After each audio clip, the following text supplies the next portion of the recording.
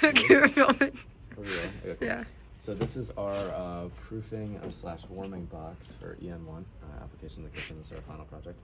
So I'd like to preface the video and say that because we fried a number of ESP32s, our project doesn't actually quote-unquote work right now, but due to time constraints and the fact that we are not provided with any additional ESP32s that we won't fry with the DHT11 sensors, we're just going to explain and walk through and show evidence of how this project has worked in the past and provide deliverables so that, in theory, if an ESP32 was working, that this project would be successful.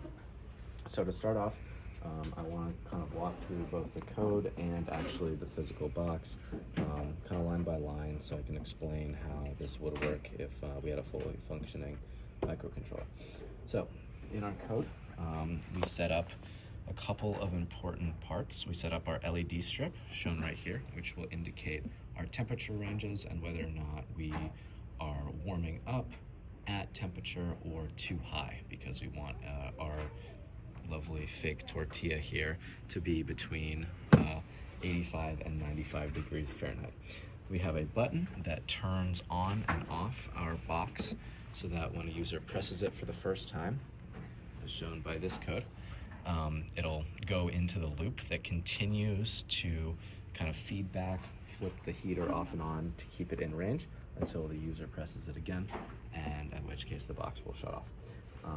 We also have our two DHT11 sensors set up in pin 14 and 15, as shown by this, and they are both wired inside the box here, right in the corner, and there's another one underneath. Our heater is wired into pin 35, and that is a very long alphanumeral, which I don't remember, but it starts with C. And pretty much the heater right there is providing heat directly onto, your tortilla, your bread, whatever you're using, and thermoelectrically adds heat to that to warm it up. So when we first go into our code, we're going to initialize our CSV file. Our CSV file is used to write our temperature from both sensors and our time elapsed. And then we're going to start tracking time so that when we want to calculate our time, we can go do that. We go to a while true loop just to constantly check as we run the code if the button's being pressed or not. We go into our button values, checking to make sure that first the button's pressed to initialize the box starting into that loop, and then second, if the button is pressed again, to end that loop and turn the box off. We take a measurement, initial measurement from both the temperature sensors when we go into that loop. We take 2 seconds because with DHT11 sensors, if you immediately go to dot temperature, which is actually like the reading, it's going to give an error. So take 2 seconds, then actually take the temperature in Celsius, which is why we have C1, C2, convert to Fahrenheit, and then we're going to update our LEDs and our temperatures based on our readings of the DHT sensors. So if we're lower than range, so if either of the sensors read less than 85 degrees Fahrenheit, then we're going to make the LEDs yellow, which is this RGB value, and turn the heater on to continue heating it up. If they're above 95, that means we're too high, so we're going to make the LED strip all red and turn the heater off. And then if we're in range, we're not going to do anything with the heater, and we're going to make it all green, sort of indicating that we are in range. Then, after we've checked those if statements, we're going to calculate our elapsed time to see how long it's been since we've actually started, so that we can properly then plot and write to our CSV file the elapsed time, our Fahrenheit from the first sensor, Fahrenheit from the second sensor. And then we take a 5-second pause because, as the comment line reads, your mom yells at you when you flip the heat on and off very fast. So you want to make sure that the heater has time to wait and sort of act on what it is rather than flipping in and out of a range.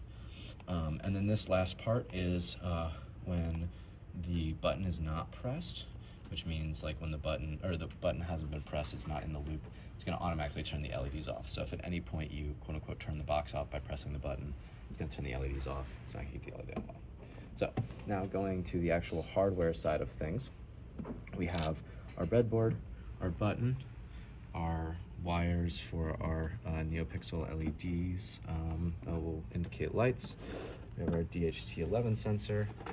We have our fake tortillas, obviously, and then we have our temperature sensors, and then our microcontroller that is very fried and doesn't work, but in theory would.